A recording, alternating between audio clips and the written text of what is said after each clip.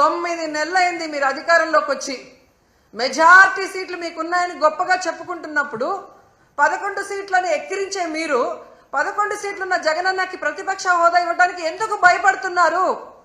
ఒకవేళ మీరు governor speech లో చెప్పినట్టు గత ప్రభుత్వంలో జగన్ గారే తప్పులు చేయడం వల్ల నష్టపోయి ఉంటే ఆయన ప్రతిపక్ష హోదా ఇస్తే అసెంబ్లీకి వస్తారు కదా, అప్పుడు నిలదీయండి, ప్రూఫ్లు చూపించండి.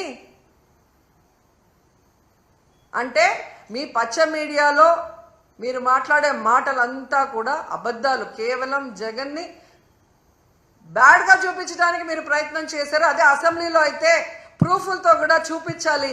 అక్కడ జగన్ ఎంత మంచివాడు, ఈ రాష్ట్రాన్ని ఎంత అభివృద్ధి చేశాడు, ఈ రాష్ట్ర ప్రజలకు ఎంత వెల్ఫేర్ చేశాడు, ఎంత డెవలప్మెంట్ చేశాడో చెప్పాల్సి వస్తుంది. కాబట్టే ఈరోజు మీరు ఆయనకు ప్రతిపక్ష హోదా ఇవ్వడానికి నిరాకరిస్తూ మేకపోతు గాంభీర్యాన్ని ప్రదర్శిస్తున్నారు అనటంలో ఎటువంటి సందేహం లేదని కూడా ఈ సందర్భంగా తెలియజేసుకుంటున్నా.